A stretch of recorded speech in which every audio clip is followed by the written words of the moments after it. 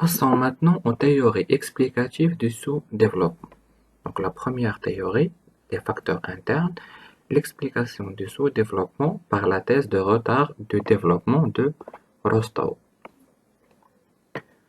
Donc, pour le courant libéral, le développement est une succession d'étapes par lesquelles passeraient tous les pays. Donc le sous-développement s'analyse donc comme un retard de développement des pays non encore industrialisés. Donc selon Rostow, le développement économique de chaque pays se réalise en 5 étapes successives.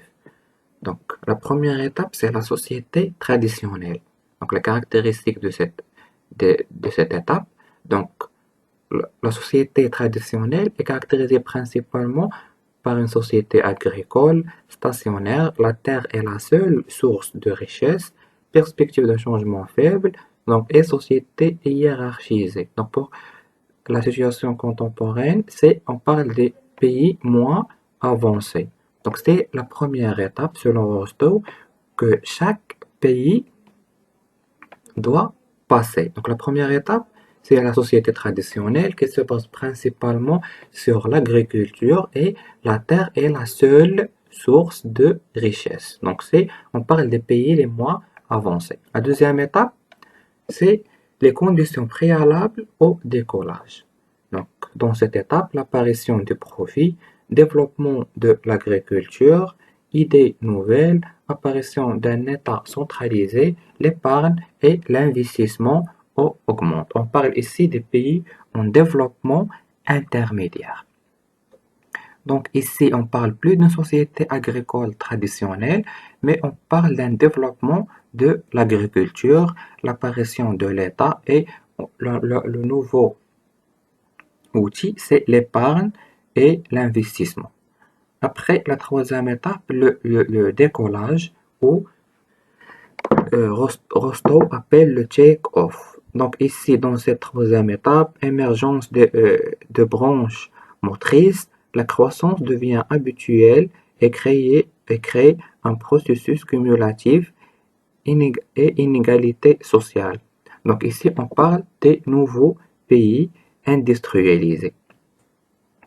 Donc ici, c'est l'émergence de branches motrices. On parle donc d'un changement et la croissance devient multidimensionnelle. On parle plus de seule activité qui est l'agriculture, mais on parle d'autres types de croissance.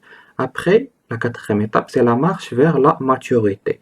Dans cette étape, l'apparition d'industries nouvelles, augmentation de la productivité agricole, exode rural et idée de progrès. Donc ici, c'est l'apparition réelle des nouvelles industries autres que l'agriculture et l'augmentation de la productivité agricole. Donc exode rural et l'idée de progrès. On commence à réaliser une progression. Donc ici, Rostow donne l'exemple de la Corée du Sud. Et la dernière étape, c'est l'ère de la consommation de masse, où besoins essentiels satisfaits, organisation efficace mais contraignante, développement de la production sociale et développement du secteur tertiaire.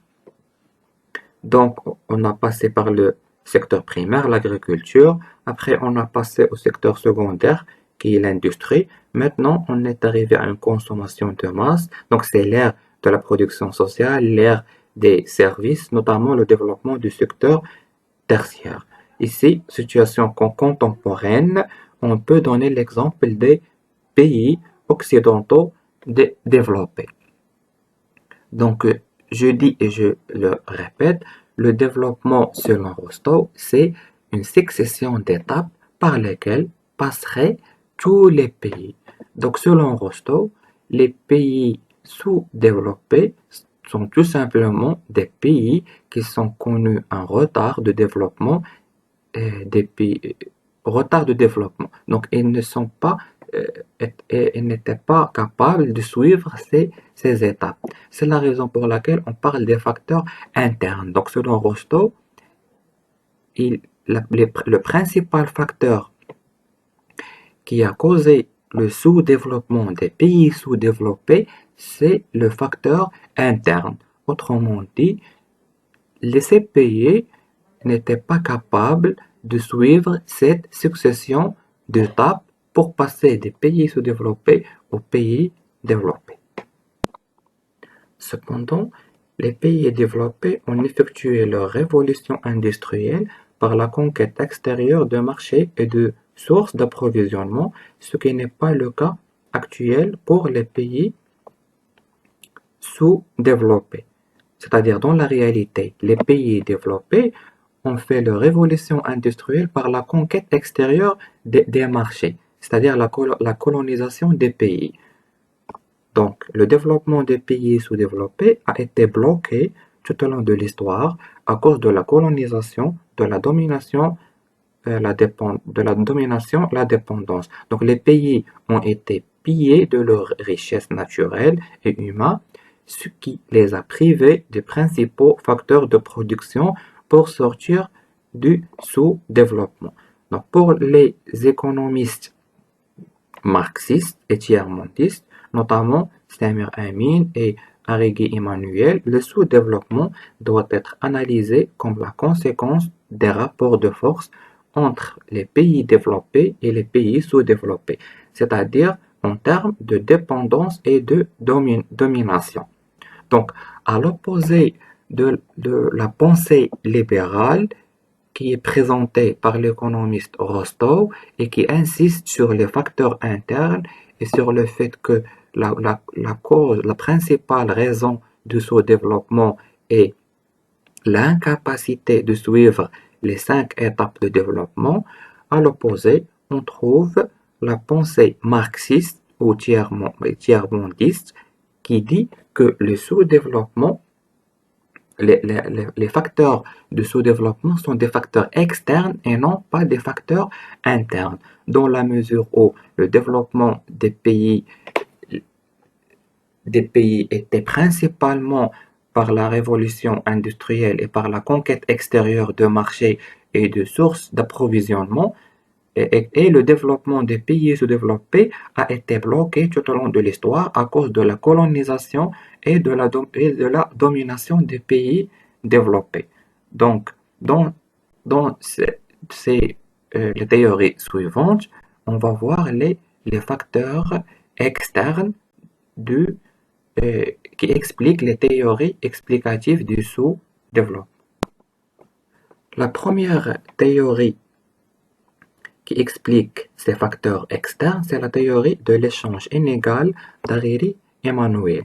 Donc, il dit que le commerce international serait un processus d'exploitation des pays pauvres par les pays riches. En effet, les exportations des pays développés à destination des pays en développement incorporent moins d'heures de travail que les importations en provenance de ces mêmes pays, du fait d'une productivité plus élevée. Cet échange inégal entraîne un transfert de valeur et un surprofit pour les firmes des nations développées. Ce surprofit est en partie versé aux salariés des pays riches et contribue alors à l'exploitation. Emmanuel s'est également intéressé aux effets des transferts de technologie sur les pays en développement. Donc la dépendance de ces pays n'est pas une cause, mais une conséquence du sous-développement. L'indépendance de ces pays ne sera effective que lorsqu'ils disposent des technologies des pays développés. Donc les firmes internationales ont alors un rôle positif à jouer.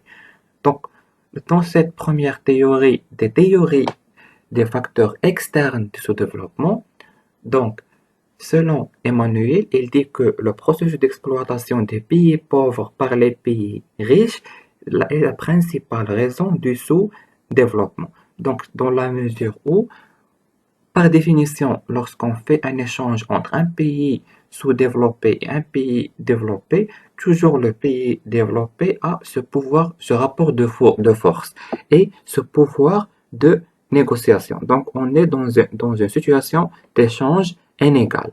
Cette situation d'échange inégal entraîne un transfert de valeur et sur profit pour les firmes des nations développées. Donc, les firmes des nations développées auront ce surprofit au détriment des entreprises des pays moins développés. Ce surprofit est en partie versé aux salariés des pays riches au détriment des salariés des pays pauvres qui contribuent alors à l'exploitation. Donc, dans cette mesure, le développement, le sous-développement est causé principalement par l'exploitation des pays pauvres par les pays riches.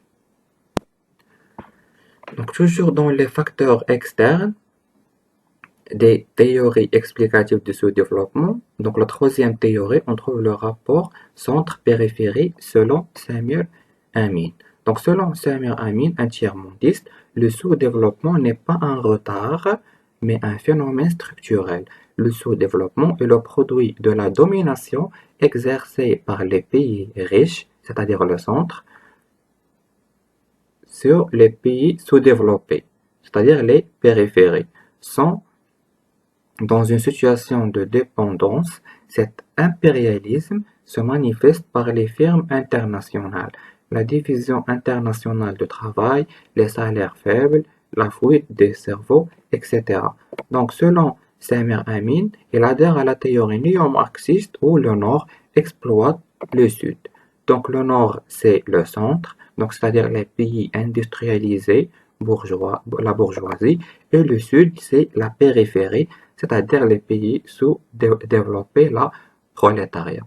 Donc, selon la théorie de Samir Amin, rejoint celle d'Emmanuel, dans la mesure où, selon Samir Amin, le sous-développement n'est pas un retard, comme dit Rostov dans sa première théorie, mais c'est un phénomène structurel dans la mesure où le sous-développement est le produit de la domination exercée par les pays riches sur les pays pauvres. Donc cette domination qui entraîne par définition un échange inégal entre les pays développés et les pays sous-développés entraîne une domination. Et ces pays sous-développés n'ont pas cette dépendance pour, pour faire des opérations qui vont leur aider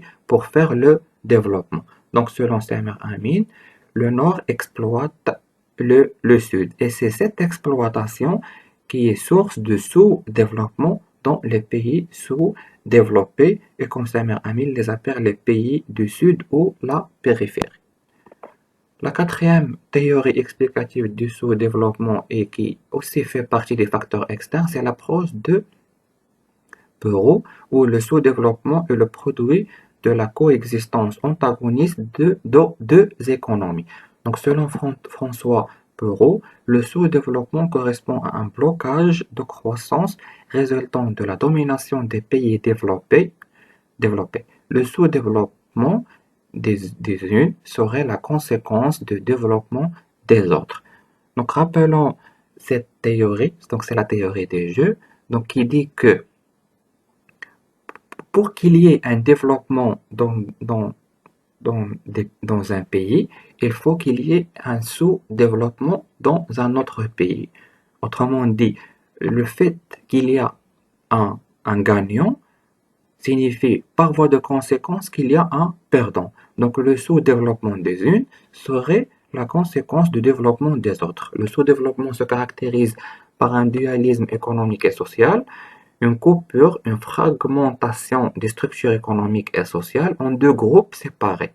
Donc opposition entre un secteur moderne et un secteur traditionnel. Dans l'agriculture comme dans l'industrie, opposition entre les villes et les campagnes.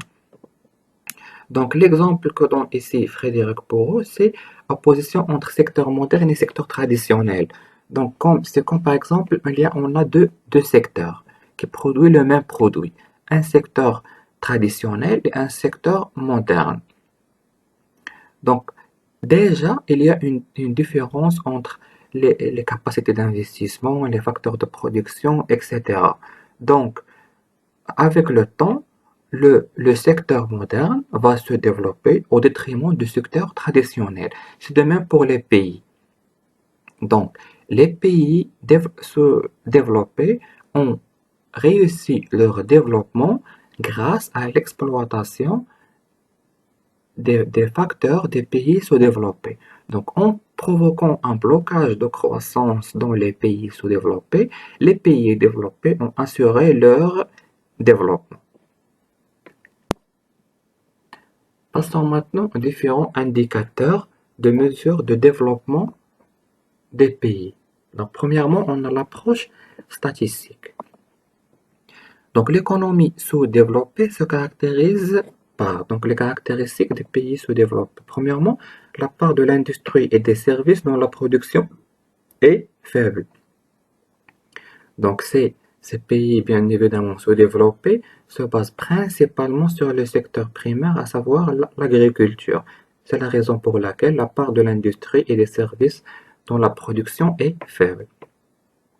Bien évidemment, les pays sous-développés ont un PIB par habitant qui est notamment faible, les exportations de faible valeur ajoutée, ce qui est tout à fait normal. Après, on a le taux de natalité plus élevé. Donc, on a une chose qui provoque une grande progression démographique. Après, un taux de mortalité infantile élevé, c'est-à-dire le taux de mort des enfants, il est plus élevé, chose qui prouve qu'il y a une détérioration des services de santé. Après, on a l'espérance de vie très faible, donc la durée de vie moyenne pour un individu est limitée. Après, on a un faible taux d'alphabétisation, ce qui rend en compte l'enseignement dans ces pays sous-développés. Après, on a les inégalités sociales et régionales. Donc, on a une redistribution qui est inégale et les inégalités sociales et régionales. Et la sous-nutrition, donc on a une limitation des produits agroalimentaires. La deuxième approche, c'est l'approche structurelle. Donc, plusieurs critères caractérisent une économie sous-développée. Premièrement, le dualisme, c'est la coexistence de deux économies, une traditionnelle et l'autre moderne. Donc, dans ce tableau, on a une comparaison entre une économie moderne et une économie traditionnelle. Donc, pour les moyens utilisés, dans l'économie moderne, on a des moyens modernes et sophistiqués. À l'opposé, dans l'économie traditionnelle, on a des moyens archaïques, anciens, etc. Pour la productivité et revenus, dans l'économie moderne, on a une productivité et revenus élevés. À l'opposé, on a une faible productivité et revenus dans l'économie traditionnelle. Et finalement, pour la production, dans l'économie moderne, la production est destinée à l'exportation. Cependant, dans l'économie traditionnelle, la production est destinée aux vivrières et périphéries. Donc, après le dualisme, on trouve la désarticulation. Donc, c'est le manque de complémentarité entre les secteurs. L'industrie ne produit pas pour l'agriculture et vice-versa. Donc, la désarticulation, c'est le fait qu'il n'y a pas une articulation entre les différents secteurs. Donc, comme vous savez, il faut qu'il y ait une articulation, une complémentarité entre les différents secteurs. Donc, par exemple, entre le secteur primaire et le secteur secondaire, c'est-à-dire entre l'industrie, entre l'agriculture et l'industrie, et de même entre le secteur secondaire et le secteur tertiaire, c'est-à-dire entre l'industrie et le secteur des services. Et aussi, dans les pays sous-développés, on trouve le principe de la domination. Donc, cette domination qui s'exerce par le moyen du commerce extérieur et le mouvement des capitaux. Donc, aussi, dans l'approche structurelle, dans les pays sous-développés, on trouve une domination exercée par le commerce extérieur. Autrement dit, le commerce extérieur domine le commerce intérieur. Et de plus, le mouvement des capitaux. Donc, les apports des capitaux étrangers dominent les capitaux et les investissements nationaux, chose qui rend en compte la dépendance des pays sous-développés aux pays développés. Passons maintenant à la cinquième partie, stratégie sectorielle de développement. Donc, pour la première stratégie, c'est la stratégie d'industrialisation. Donc, c'est un processus d'industrialisation peut s'effectuer de plusieurs manières différentes. On distingue ainsi trois politiques industrielles. Donc, premièrement, industrialisation par substitution aux importations. Donc, c'est-à-dire la création d'une industrie locale qui permet de satisfaire le marché intérieur sans faire appel à l'importation. Elle vise à produire des biens qui sont importés. Donc, la première stratégie d'industrialisation, c'est la création d'une industrie locale qui permet de satisfaire le marché intérieur, c'est-à-dire produire les produits qui sont importés. Donc, pour minimiser les importations et pour renforcer l'industrie locale. La deuxième stratégie d'industrialisation, c'est l'industrialisation par les industries industrialisantes, c'est-à-dire fabriquer dans le pays des biens d'équipement. Donc, c'est-à-dire on va assurer une autonomie vis-à-vis de l'étranger et développer des industries qui ont un fort effet d'entraînement sur le reste de l'économie. Donc ici, on parle donc l'industrialisation au niveau des industries, c'est-à-dire fabriquer les biens d'équipement, c'est-à-dire les moyens de production. Et la troisième stratégie d'industrialisation, c'est l'industrialisation par promotion des exportations, donc mieux se positionner sur le marché mondial en s'intégrant dans la division internationale du travail et l'amélioration de l'équilibre externe par l'entrée des devises.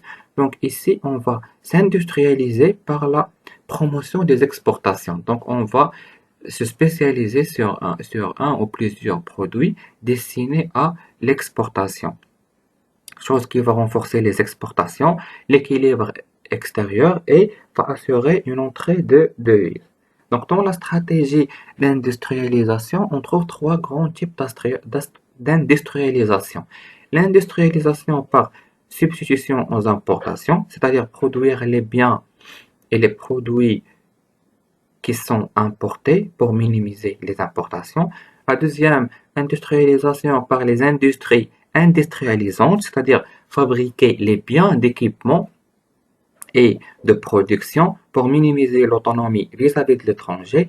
Et la troisième type stratégie d'industrialisation, industrialisation par la promotion des exportations pour améliorer l'équilibre extérieur et assurer des entrées de devises. La deuxième stratégie sectorielle de développement, c'est la stratégie agricole. Donc, les pays du tiers-monde ont principalement adopté deux stratégies de développement agricole. Donc, la première stratégie agricole, c'est la réforme agraire, qui consiste en une redistribution des terres afin de réduire les inégalités et la création des exploitations de taille moyenne permettant une meilleure productivité. Et la deuxième stratégie agricole, c'est la révolution verte, qui est une stratégie de développement agricole qui consiste à utiliser des techniques modernes afin d'augmenter la productivité agricole, la hausse de revenus agricoles et la réalisation de l'autosuffisance alimentaire. Donc pour la stratégie agricole, donc c'est principalement les pays du tiers-monde et les pays sous-développés en voie de développement ont principalement adopté deux stratégies de développement agricole. Premièrement, la réforme agraire. Cette réforme qui consiste à une redistribution des terres afin de réduire les inégalités et création des exploitations de taille moyenne. Donc c'est la première étape qui est nécessaire, c'est la réforme agraire. Après, on a passé à la deuxième étape, c'est la révolution verte. On a créé une stratégie de développement agricole qui consiste à utiliser les techniques modernes pour améliorer le secteur agricole. Donc, pour le cas du Maroc, dans le cadre de sa stratégie de révolution verte, donc le Maroc a fixé un certain objectif à l'horizon de 2020. Donc notamment en amélioration du PIB du secteur agricole, consommation locale des produits agricoles, la création d'emplois directs à la terre, c'est-à-dire au secteur agricole, augmenter la production nationale et aussi la partie destinée à l'exportation sans oublier la durabilité de la ressource dans le cadre d'un développement durable. Donc pour les choix sectoriels de l'économie marocaine.